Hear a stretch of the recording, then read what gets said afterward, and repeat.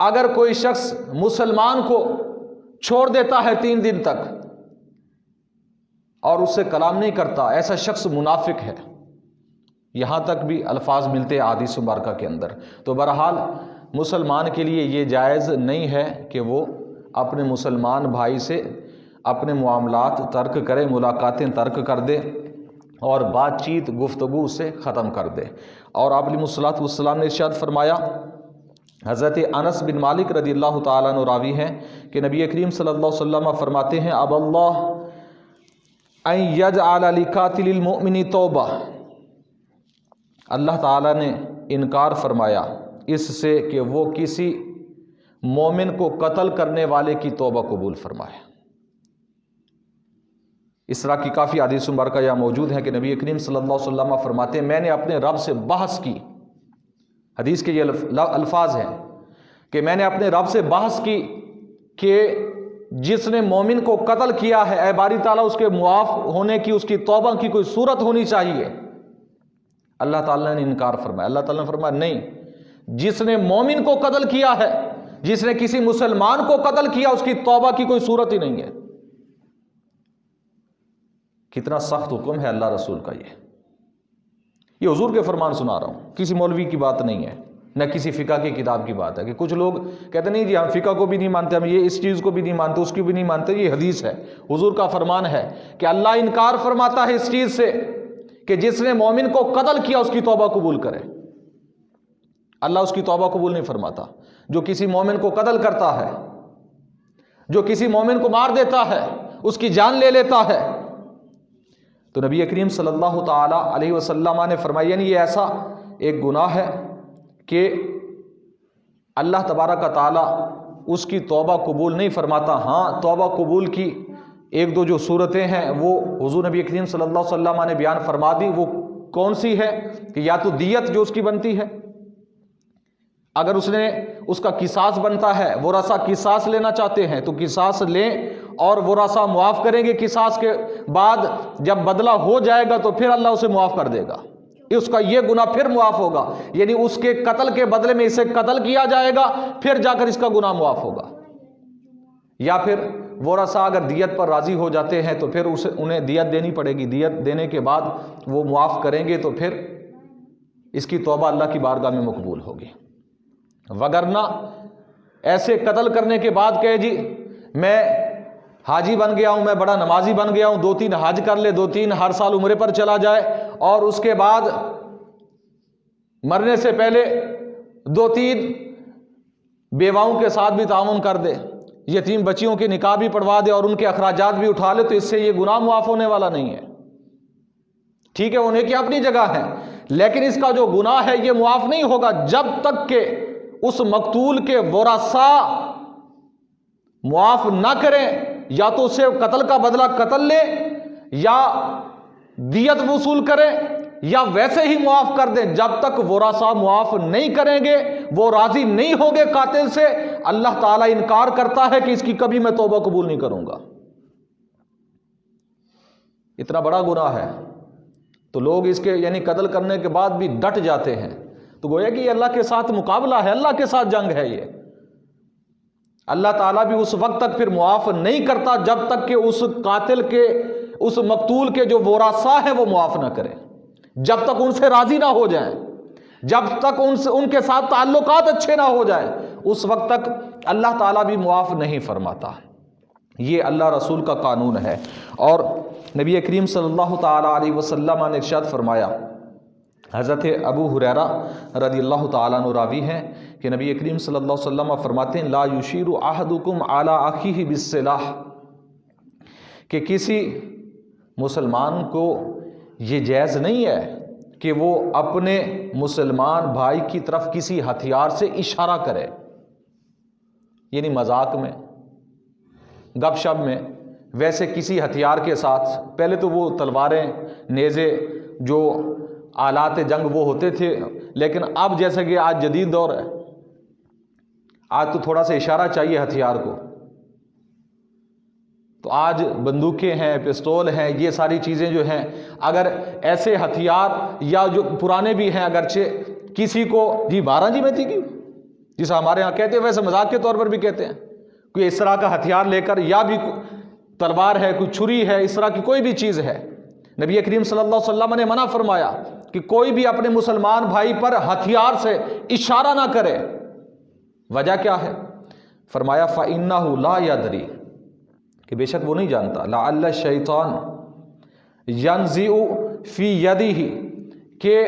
اسے پتہ نہیں ہے، شیطان اس کے ہاتھ سے یہ چھین لے گا، اچک کر اس پر وار کر دے گا۔ نبی کریم صلی اللہ علیہ وسلم نے فرمایا اسے پتہ بھی نہیں چلے گا، فَيَقَعُ فِي حُفْرَةٍ مِّنَ النَّارِ، اور یہ اس کی وجہ سے جہنم کے ایک گہرے گڑھے کے اندر گر جائے گا۔ یعنی نبی کریم صلی اللہ علیہ وسلم نے فرمایا کہ جب کوئی بندہ مومن اپنے کسی ہتھیار کے ساتھ کسی بندہ مومن پر اشارہ کرتا ہے مذاق کے اندر، یا ویسے کہ مار دوں گا میں تجھے، گپ شپ میں ایسا کیا ہے، آپ نے صلی اللہ علیہ وسلم نے فرمایا ایسا نہ کرنا، مذاق کے اندر بھی ہتھیار سے نہیں کھیلنا، اس لیے کہ شیطان تمہارے ہاتھ سے وہ ہتھیار چھین کر سامنے والے کو قتل کر سکتا ہے، لیکن اس کا گناہ تمہارے سر ہوگا، تم ویسے ہی جہنم کے اندر۔ ایسے کئی واقعات ہوتے ہیں ہماری آنکھوں کے سامنے، کئی ایسے دیکھے ہیں جی، گھوڑا چل گیا جی، بس پتہ نہیں چلا۔ ابھی ہمارے ایک ساتھی تھے کراچی کے، ڈیرہ اسماعیل خان کے، مکمل عالم دین ہیں، تو ان کا ایک چھوٹا بھائی تھا، تو انہوں نے ایک صندوق گھر میں کھولی ہوئی تھی، تو اس میں سے وہ پستول تھا، وہ نکالا،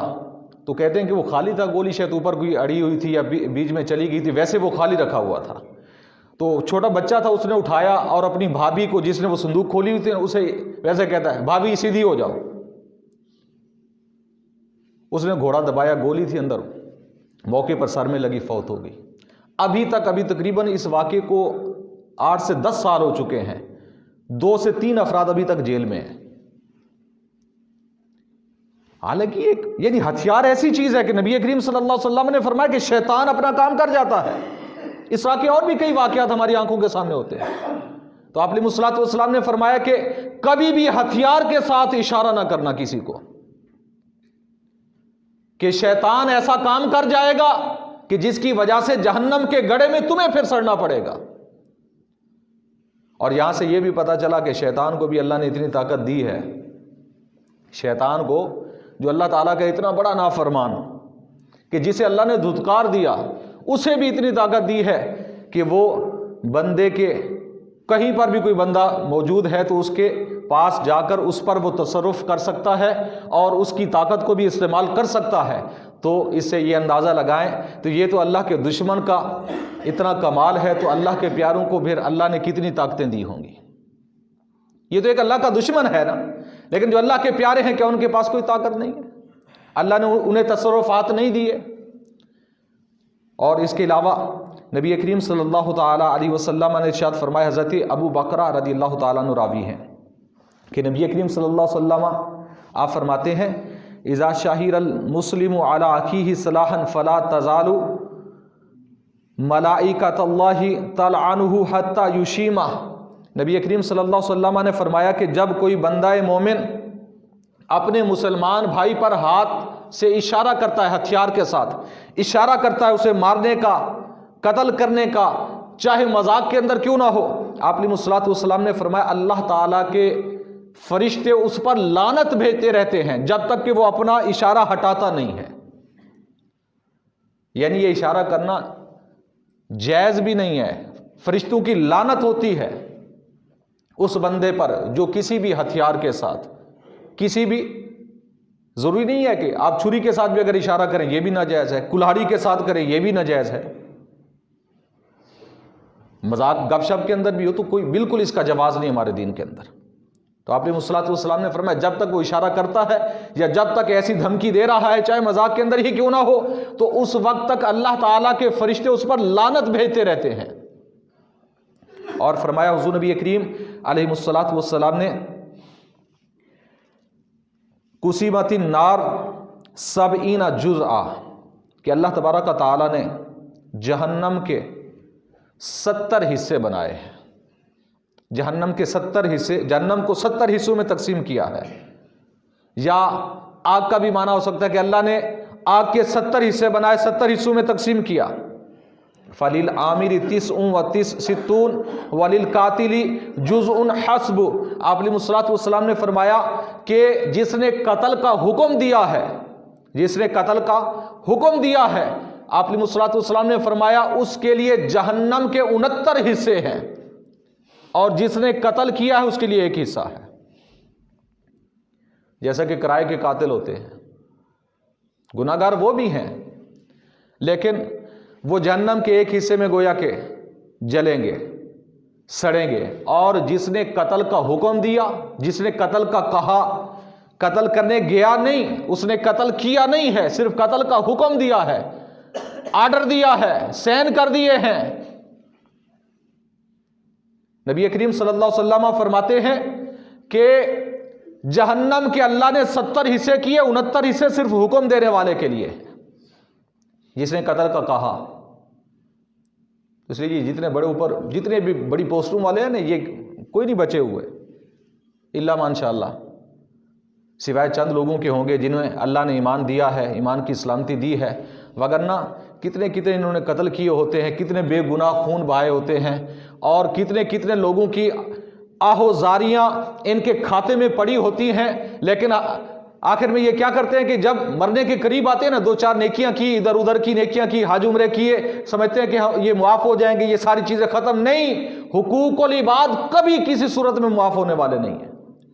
ٹھیک ہے اللہ اپنے حق معاف کر دے تو کر سکتا ہے، لیکن بندوں کے حقوق، یہ اللہ اور رسول کا قانون ہے، بندوں کے حقوق جتنے بھی ہیں وہ نہ حج سے معاف ہوتے ہیں، نہ عمرہ کرنے سے معاف ہوتے ہیں، نہ ساری رات سجدے میں گرے پڑے رہنے سے معاف ہوتے ہیں. جب تک کہ وہ بندہ خود معاف نہ کرے وہ حقوق معاف نہیں ہوتے. ہم نے تو یہی سمجھ لیا کہ جس کی جو چیز دب لی وہ ٹھیک ہے، جس کا جتنا مال ہڑپ لیا ٹھیک ہے، تو توبہ کریں گے، اللہ کی بارگاہ میں جھک جائیں گے، نمازیں پڑھیں گے اور صدقہ و خیرات اب دیں گے تو یہ ساری معاف ہو جائیں گی. نہیں، ایسے نہیں معاف ہونے والی. جس کا جو حق لیا ہے جب تک وہ اس کا حق واپس نہیں کریں گے یا اسے راضی نہیں کریں گے اس وقت تک وہ حق معاف ہونے والا نہیں ہے. یہ اللہ رسول کا قانون ہے. تو نبی کریم صلی اللہ علیہ وسلم نے فرمایا جس نے کسی مسلمان کو قتل کرنے کا حکم دیا جہنم کے 70 گڑھوں کے اندر وہ جائے گا، اور جس نے قتل کیا وہ جہنم کے 1 حصے میں جائے گا. جہنم کے وہ 1 حصے میں جائے گا. اس لیے عہدہ لے لینا، کرسی لے لینا، خصوصاً آج کے زمانے کے اندر، یہ سمجھ لیں کہ اپنے آپ کو تباہ کرنے والی بات ہے. کہ جب بندہ وہاں بیٹھ جاتا ہے نا تو پھر ایسے کام ہو جاتے ہیں، نہ چاہتے ہوئے بھی ہو جاتے ہیں، مجبوری کے تحت بھی ہو جاتے ہیں. تو مسلمان کی جان کی قیمت دیکھیں، اور مسلمان ایک ایمان والے سے دیکھیں اللہ کو رب العزت کو کتنا زیادہ پیار ہے. اس سے اندازہ لگائیں کہ اللہ تعالیٰ کو اپنے بندہ مومن سے کتنی محبت ہے کہ فرماتا ہے کہ میں اس کی توبہ قبول نہیں کروں گا اس بندے کی جس نے میرے بندہ مومن کو قتل کیا ہے، جب تک کہ اس کے ورثاء اپنا حق معاف نہ کریں میں معاف کرنے کے لیے تیار نہیں. حضور فرماتے میں نے بحث کیا رب العزت کی بارگاہ میں کہ اے مالک کوئی تو صورت ہونی چاہیے. اللہ تعالیٰ نے فرمایا نہیں، کوئی صورت نہیں. اللہ نے انکار فرمایا کہ جس نے بندہ مومن کو قتل کیا اس کی کوئی صورت نہیں ہے. تو اتنا بڑا گناہ ہے. تو پیارے آقا علیہ الصلوۃ والسلام نے ارشاد فرمایا، ایک اور روایت کے اندر حضرت ابو درداء رضی اللہ تعالیٰ عنہ راوی ہیں کہ آپ علیہ الصلوۃ والسلام فرماتے ہیں کل ذنب عسى الله ان يغفر الا من مات مشرکا او قاتل مؤمنا متعمدا. نبی کریم صلی اللہ علیہ وسلم نے فرمایا کہ اللہ تعالیٰ ہر گناہ کو عن قریب معاف کر دے گا، یعنی قیامت کے دن اور یا کچھ عرصے کے بعد جہنم میں جانے کے بعد اللہ تعالیٰ ہر ایک گناہ کو معاف کر دے گا سوائے 2 گناہوں کے. وہ 2 گناہ کون سے ہیں کہ آپ علیہ الصلوۃ والسلام نے فرمایا ایک ایسا گناہ کہ جو کوئی بندہ مومن اس نے شرک کیا، اللہ کے ساتھ کفر کیا، حتیٰ کہ کفر پر اس کا خاتمہ ہو گیا. من مات مشرکا، اور مرا اس حالت میں کہ وہ مشرک تھا، وہ کافر تھا، اب اس کی بخشش ہے ہی نہیں. اس کی بخشش ہے ہی نہیں، کسی بھی صورت میں وہ جہنم سے نکل کر جنت میں نہیں جا سکتا۔ اور فرمایا دوسرا گناہ کون سا ہے؟ نبی کریم صلی اللہ علیہ وسلم نے فرمایا او قاتل مؤمنا متعمدا، یا کسی مومن کو جان بوجھ کر اگر کسی نے قتل کر دیا، ایک ہے غلطی سے ہو گیا، اس کی دیت ہے، وہ ایک چلو علیحدہ مسئلہ ہے، اس میں اتنا بڑا گناہ نہیں ہے غلطی کے اندر، لیکن دیت پھر بھی دینی پڑے گی۔ لیکن ایک مسلمان جان کو جان بوجھ کر ارادے سے قتل کیا ہے، میرے آقا علیہ الصلوۃ والسلام نے فرمایا اللہ تعالیٰ ایسے بندے کی بھی بخشش نہیں فرمائے گا۔ اور پچھلے جمعے پر بھی ہم نے احادیث مبارکہ پڑھی تھی، اور ایسے قتل کے اندر ہر قسم کا جو معاون ہے اس کی بھی بخشش نہیں ہے، وہ بھی اسی کھاتے کے اندر جائے گا۔ جو اسے پناہ دے گا، جو اس کا معاون بنے گا، اس کی مدد کرے گا، نبی کریم صلی اللہ علیہ وسلم نے فرمایا کہ اللہ تبارک و تعالیٰ ایسے بندوں کو بھی بخشے گا نہیں۔ اس لیے مسلمان بھائیوں، اگر ہم چاہتے ہیں کہ دنیا و آخرت کے اندر اللہ تعالیٰ کی بارگاہ میں ہم سرخرو رہیں، اللہ تعالیٰ ہمارے ایمانوں کو سلامت رکھے اور آخرت میں ہم نجات پا جائیں، تو کسی دنیا میں